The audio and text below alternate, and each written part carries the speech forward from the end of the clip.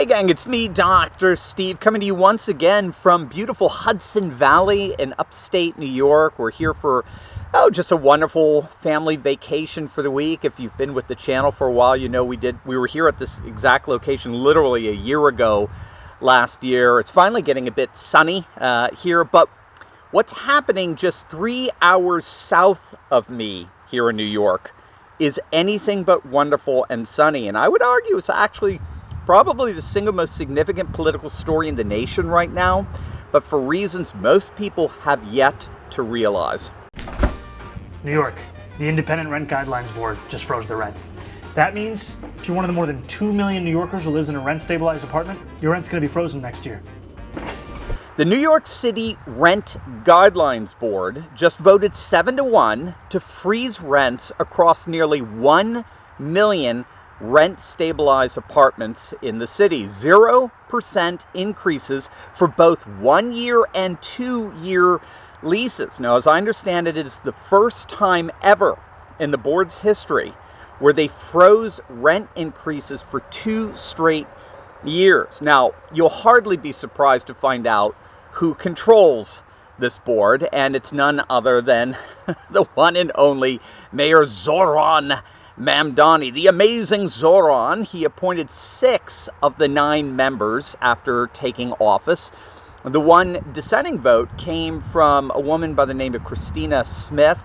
As I understand, she's the only landlord advocate on the board. Everyone else is very hostile to landlords.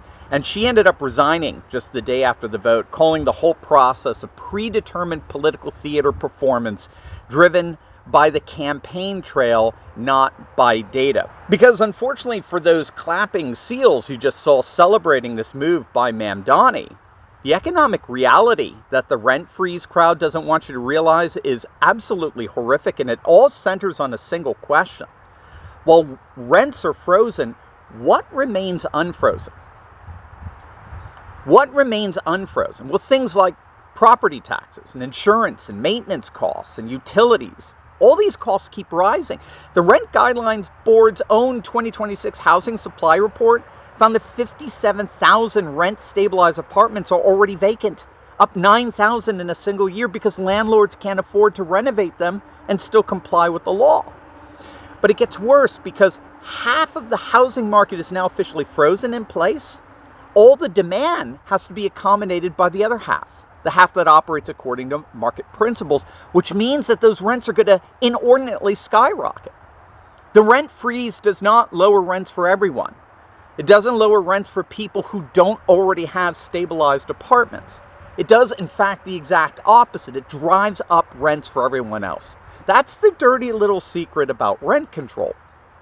All rent control ultimately does is drive up the rent inordinately for all non-rent control apartments. It traps current tenants in their units, it destroys mobility, it pushes landlords towards foreclosure, and it takes another 60,000 apartments effectively off the market. And who are the people that get hurt by this the most?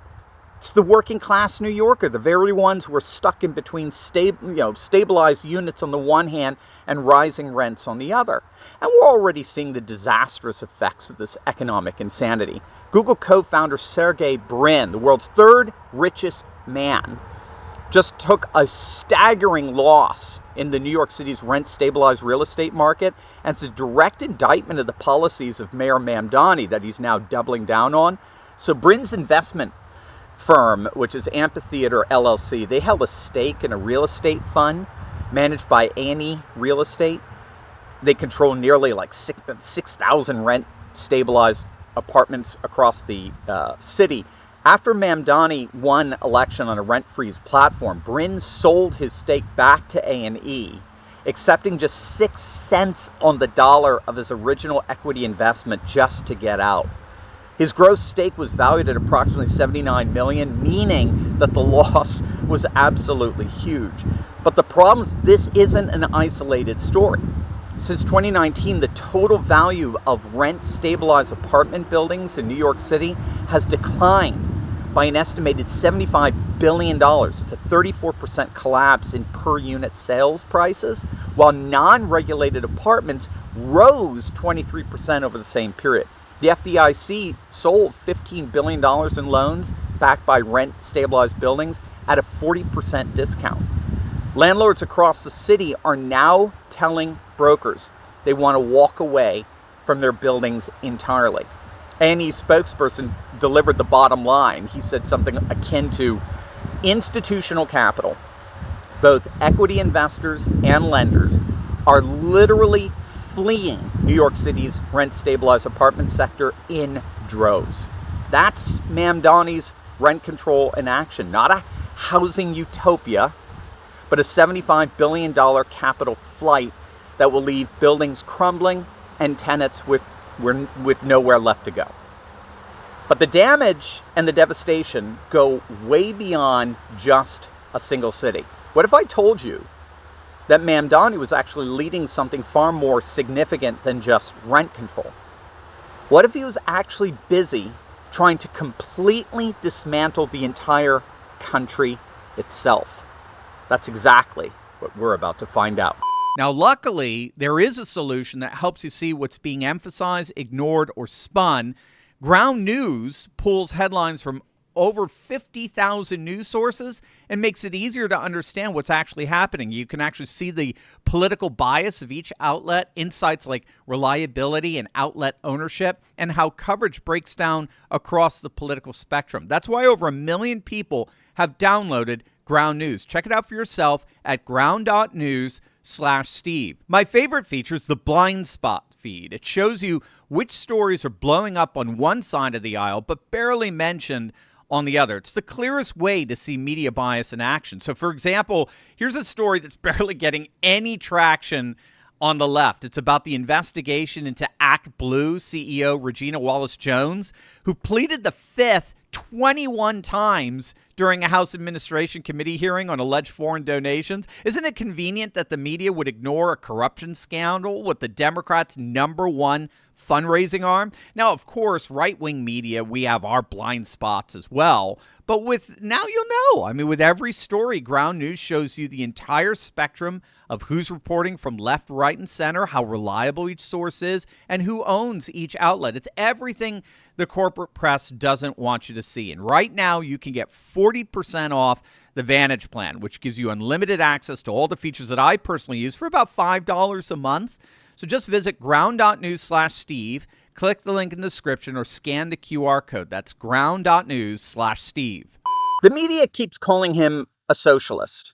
Some on the right call him, an Islamist sympathizer and the like. And yes, both of those labels are true. They have merit. But the more accurate and far-reaching ideology that Mamdani has ascribed allegiance to, something more dire, something more menacing. It's called third worldism. Now, third worldism is a post-colonial political ideology. It was actually born in the Algerian Revolution in the 1950s and 60s, forged by thinkers like Frantz Fanon, and it's given intellectual cover by Jean-Paul Sartre. And its central claim is as simple as it is fanatical. The world is divided into oppressors and oppressed, and it is Western civilization that represents the chief oppressing evil on the planet. The West is the eternal colonizer, and any force that resists the West is, by definition, morally righteous and politically virtuous. And this is key. Any and all tactics that the Third World employs to overthrow the First World West's oppression is justified. Anything. Violence, terror, even the Hamas attacks on October 7th. All of it is not only just justified, it is actually morally mandated. So this isn't just mere political policy. This is a moral creed, and that's what makes it so dangerous. Zineb Rabua of the Hudson Institute says it best. In Mamdani's politics, the landlord morphs into a colonizer. The tenant morphs into the colonized. The New York City Police Department becomes the occupier.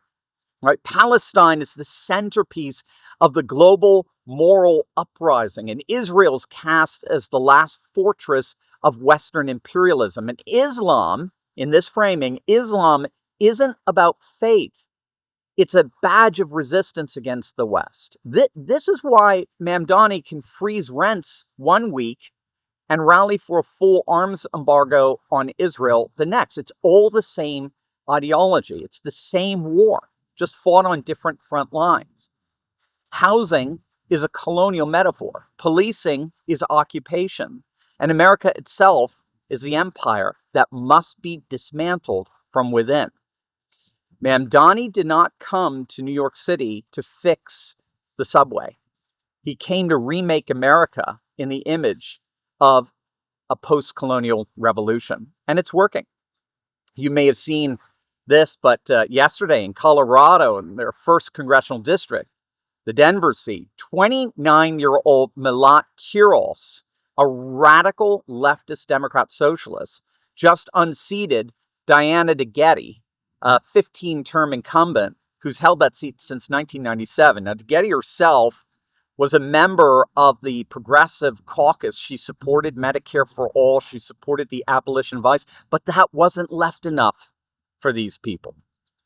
Kiros was endorsed by Bernie Sanders. She's the daughter of Ethiopian immigrants. She's called for a full arms embargo on Israel, of course, even blocking defensive weapons.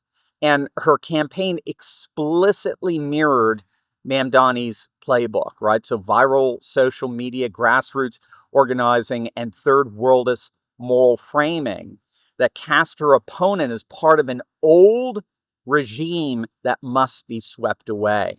And we talked about the New York primaries last week, where we had three radical socialist third worldists all winning their respective primary elections, holding Mamdani's hand the entire way. Now, the good news in all of this is, and more election analysts are coming to this conclusion, they're saying this is the greatest gift that the GOP could ever possibly get. Even the Democrat strategist James Carville is saying this is a political disaster for the Democrats. And that's because third worldism is political poison outside of a handful of deep blue urban enclaves. The ideology that animates Mamdani and Kiros, this anti-Western, anti-Israel, pro-Marxist redistribution wrapped in decolonial moral language, it plays extraordinarily well in Brooklyn or in Denver or in San Francisco, Portland, few college towns, but plays nowhere else. It doesn't play in Ohio. It don't play in Pennsylvania. It don't play in Wisconsin. Don't play in Michigan or Arizona or Nevada. And a party that is actively purging its moderates in favor of anti-American third world zealots is a party that is lurching toward electoral disaster in swing districts. So the GOP's job right now is simply let them do it. Let them run. Let them run in every swing district that they can reach. Let the American people see clearly what the Democrat Party has become. Don't muddy the message, right? Don't get embattled into culture war sideshows. Just let the contrast speak for itself. And the pro-America party, the party of border security, economic security, and cultural security, will literally win every single time. So what do you guys think? Let me know in the comments section down below. And as always, make sure to smack that bell and subscribe button for breaking news and analysis you're not going to get anywhere else. Love you guys. God bless. What you're seeing in the news is just a tiny slice of a much bigger story. In my free mini ebook, I show you how this civilizational crisis is actually a turning point and what it means for your family's future. It's short, it's free, and it will change the way you see what's happening around you. Click the link below, grab the ebook, and start seeing this moment through the eyes of faith, not fear.